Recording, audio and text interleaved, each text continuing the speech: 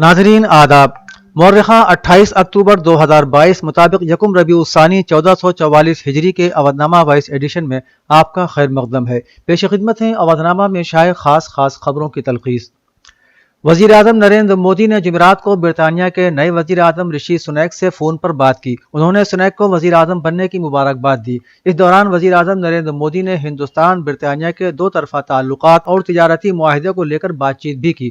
वजीर आजम नरेंद्र मोदी ने ट्वीट करके कहा कि आज ऋषि से बात करके खुशी हुई। हम अपनी जामे स्ट्रेटजी शराकतदारी को और मजबूत करने के लिए मिलकर काम करेंगे। उसके साथ ही ऋषि सुनैक ने अपने ट्वीट में कहा कि बरतानिया और हिंदुस्तान में बहुत कुछ मुश्तरक है। मैं पुरजोश हूँ कि हमारी दोनों अजीम जमहूरियतें आने वाले महीनों और बरसों में अपनी सलामती, दिफाई और इक़्तिसादी शराकतदारी को मजीद मजबूत करेंगी।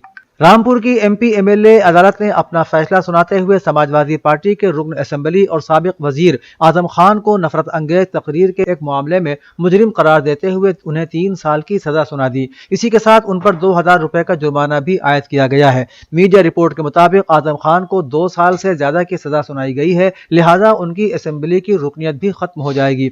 नफरत अंगेज तकरीर का यह मामला 2019 के लोकसभा इंतखाबात से मुताल्लिक है। आजम खान ने रामपुर की एक असेंबली सीट पर इंतखाबी तकरीर के दौरान मुबैना तौर पर काबिल एतराज और इश्तियाल अंगेज तबसरा किया था। उनके खिलाफ बीजेपी लीडर आकाश सक्सेना ने शिकायत दर्ज कराई थी। गुज़श्ता बुध को ईरान के शहर शिराज में शाह चराग के मज़ार मुक़द्दस पर दहशतगर्दाना हमला हुआ, जिसकी जिम्मेदारी दाइश ने कबूल कर ली है। रिपोर्ट के मुताबिक टेलीग्राम चैनल के जरिए दाइश ने इस हमले की जिम्मेदारी कबूल की है। गैर मुल्की मीडिया के मुताबिक दहशतगर्दी का वाक़या ईरान के सूबा फारस के दारुल हुकूमत शिराज में इमामजादा अहमद इब्न इमाम मूसा काजिम के मज़ार पर पेश आया। इमामजादा अहमद का रोज़ा शाह चराग के नाम से मारूफ है। हमला आवरों ने मज़ार के अंदर दाखिल होने के बाद ज़ायरीन पर अंधाधुंध फायरिंग शुरू कर दी, जिसके नतीजे में 15 अफराद मौके पर ही शहीद हो गए। फायरिंग की इत्तला मिलते ही सिक्योरिटी फोर्सेज ने फौरी कार्रवाई करते हुए 2 दहशतगर्दों को मौके से ही गिरफ्तार कर लिया, जबकि तीसरे दहशतगर्द की तलाश जारी है। गुजरात के वडोदरा में एयरबेस C-295 ट्रांसपोर्ट तैयारे की तैयारी के लिए मैन्युफैक्चरिंग प्लांट लगाया जाएगा। ओहदेदारों ने बताया कि इस सहूलत का संग बुनियाद रखने की तकरीब 30 अक्टूबर को मुनक़िद की जाएगी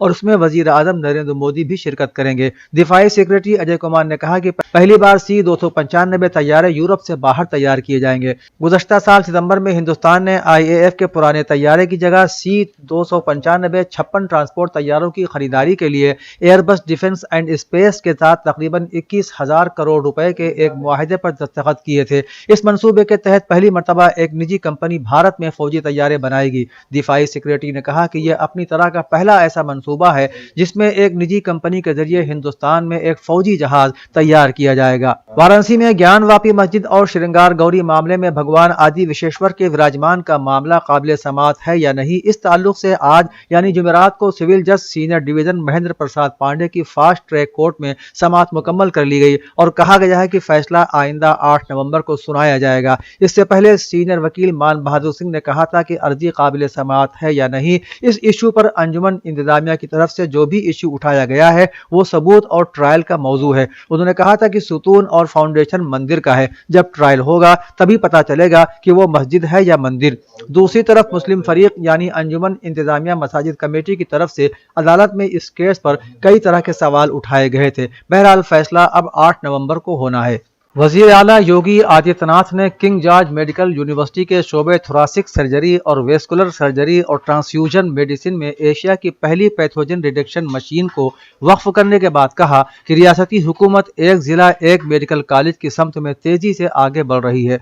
उन्होंने मेडिकल एजुकेशन डिपार्टमेंट को हिदायत दी कि रियासत के मुख्तलिफ जिलों में जितने भी मेडिकल कॉलेज हैं उन्हीं में मरीजों का इलाज किया जाए और मरीजों को गैर जरूरी तौर पर लखनऊ रेफर न किया जाए। वज़ीर आला ने कहा कि KGMU मुल्क की सबसे बड़ी मेडिकल यूनिवर्सिटी है। KGMU में सेक्शन ऑफ थोरासिक सर्जरी और डिपार्टमेंट ऑफ वेस्कुलर सर्जरी का कयाम और ट्रांसफ्यूजन मेडिसिन के शोबे में एशिया की पहली पैथोजन रिडक्शन मशीन का तारुफ एक नई कोशिश है। उन्होंने कहा कि यह सब आज़ा की पेवंदकारी के लिए अहम साबित होंगे। उत्तर प्रदेश के तमाम सरकारी मेडिकल कॉलेजों में मरीजों को बगैर किसी रुकावट के ऑक्सीजन की सहूलत मिलेगी। इसके लिए तमाम मेडिकल कॉलेजों को लिक्विड मेडिकल ऑक्सीजन यानी LMO प्लांट से लैस किया जाएगा। इसके लिए لائسنس سمیت دیگر وسائل کو متحرک کرنے کی کوششیں تیز کر دی گئی ہیں۔ نائب وزیر اعلیٰ برجیش پاٹھک نے بتایا کہ 41 میڈیکل کالجوں میں لیکوئڈ میڈیکل آکسیجن پلانٹ کی سہولت دستیاب کرائی جائے گی۔ اس وقت 13 میڈیکل کالجوں کو PESO سے لائسنس مل چکے ہیں، باقی 28 کالجوں میں لائسنس دینے کا عمل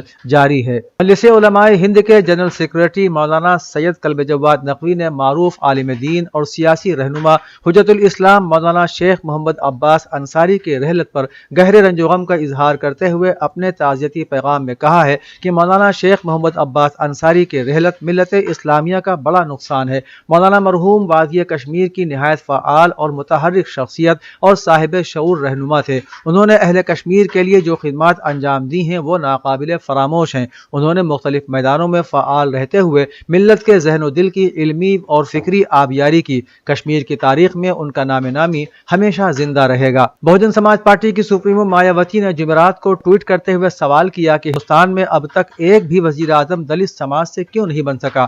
انہوں نے ٹویٹ کرتے ہوئے کہا کہ ہندوستان نژاد رشی سونیک کے برطانوی وزیر اعظم بن کر تاریخ رقم کرنے کے بعد کانگریس اور BJP کے درمیان ٹویٹر جنگ، الزامات اور جوابی الزامات کا سلسلہ جاری ہے، لیکن سیاسی حقوق اور انصاف نہیں کیا جا رہا ہے۔ ایک ایسے وقت میں جب امریکہ اور یورپ کے ترقی یافتہ ممالک شدید بحرانوں سے گزر رہے ہیں اور حالات کو سنبھالنے کے لیے مسلسل نت نئے تجربات کر رہے ہیں، بھارتی حکمرانوں کو بھی ملکی مفاد اور یہاں کے عوام کے مستقبل کے لیے اپنی تنگ نظر اور ذات پات پر مبنی سوچ ترک کرنا ہوگی۔ ایرا میڈیکل یونیورسٹی کے سابق وائس چانسلر پروفیسر عباس علی مہندی اور آل انڈیا مسلم انٹلیکچوئل سوسائٹی کے جنرل سیکریٹری ڈاکٹر امان نگرامی نے آج صفائی پہنچ کر سابق وزیر اعلیٰ اکھلیش یادو سے مل کر ملک کے سابق وزیر دفاع اور سماجوادی پارٹی کے رہنما آجہانی ملائم سنگھ یادو کے انتقال پر اظہار تعزیت کیا۔ انہوں نے کہا کہ ملائم سنگھ یادو ہمیشہ ایسے سیاستداں کے طور پر یاد کیے جائیں گے جن کی شناخت ملک کے مفاد کے لیے ہمیشہ کوشاں رہنے،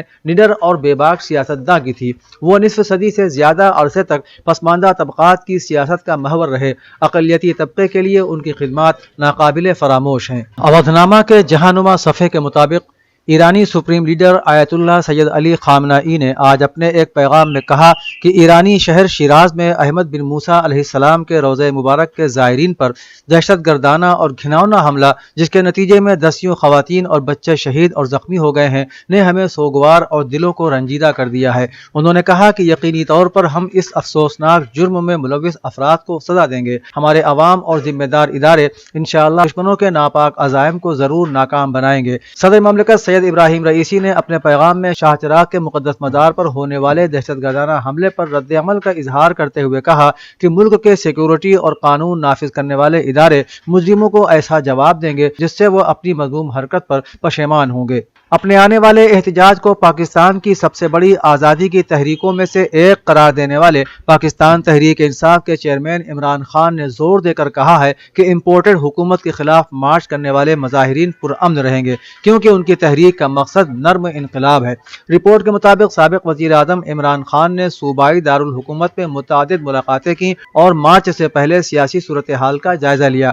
وزیر داخلہ رانا ثناء اللہ کی جانب سے کنٹینرز کی دیواریں کھڑی کرنے پر طنز کرتے ہوئے انہوں نے زور دے کر کہا کہ جب لانگ مارچ اسلام آباد پہنچے گا تو وفاقی حکومت گرا دی جائے گی۔ دوسری طرف پاکستانی وزیر اعظم شہباز شریف نے کہا ہے کہ عمران نیازی خطرناک کھیل کھیل رہے ہیں۔ انہوں نے مزید کہا کہ عمران نیازی ارشد شریف کے اندوہناک قتل کو اپنی گھٹیا سیاست کے لیے استعمال کر رہے ہیں اور ریاستی اداروں پر شکوک و شبہات کا اظہار کر رہے ہیں۔ انہوں نے کہا کہ عمران خان کو صبر سے کام لینا چاہیے اور بے بنیاد الزامات عائد کرنے کے بجائے جوڈیشل کمیشن کی تحقیقات کے نتائج کا انتظار کرنا چاہیے۔ امریکی وزیر خارجہ اینٹونی بلنکن نے زور دے کر کہا ہے کہ یوکرین کے لیے سعودیہ کی $400 ملین کی مدد ایک مثبت پیش رفت تھی۔ امریکی وزیر خارجہ نے اقوام متحدہ میں روس کے خلاف سعودی عرب کے ووٹ کی بھی تعریف کی۔ البتہ سعودی عرب کے اوپیک فیصلے نے جو بائیڈن انتظامیہ کو غصہ دلایا ہے، کیونکہ انتظامیہ وسط مدتی انتخاب سے پہلے امریکی صارفین کے لیے تیل کی قیمتوں میں اضافے پر پریشان ہے۔ اس پس منظر میں صدر جو بائیڈن نے سعودیہ کو الزام دیا تھا کہ اس نے روس کا ساتھ دیا۔ اس پس منظر میں صدر جو بائیڈن نے سعودیہ کو الزام دیا تھا کہ اس نے روس کا ساتھ دیا ہے۔ اس کے مضمرات سعودیہ کو برداشت کرنا پڑیں گے، لیکن سعودی عرب نے واشنگٹن کی اس تنقید کو مسترد کر دیا اور کہا کہ اوپیک پلس کا فیصلہ خالصتاً اقتصادی فیصلہ تھا، اس کی وجہ سیاسی نہیں ہے۔ روس کے صدر ولادیمیر پوتن نے بدھ کے روز مغرب کی جانب سے یوکرین کو اپنے جراثیمی ہتھیاروں کی آزمائش کے میدان میں تبدیل کیے جانے پر سخت انتباہ دیتے ہوئے اعلان کیا کہ یوکرین کی حکومت امریکہ کی خارجہ پالیسی کا ہتھ کنڈا بن گئی ہے۔ انہوں نے کہا کہ سابق سوویت یونین کے زوال کے بعد امریکہ نے یوکرین، جارجیا، ازبکستان، جمہوریہ آذربائیجان اور قزاقستان جیسے ممالک کو اپنے جراثیمی ہتھیاروں کی آزمائش کے مقامات میں تبدیل کر دیا اور روس اور چین کی سرحدوں کے قریب اس قسم کا اقدام علاقے اور ماحولیات کی سلامتی کے لیے بڑا خطرہ اور بین الاقوامی قوانین من جملہ 1972 کے کنونشن کے بھی خلاف ہے۔ اودھ نامہ میں شائع مضامین کو مکمل طور پر پڑھنے کے لیے اودھ نامہ کی ویب سائٹ www.awadhnama.com پر وزٹ کریں اور ای پیپر پر کلک کریں۔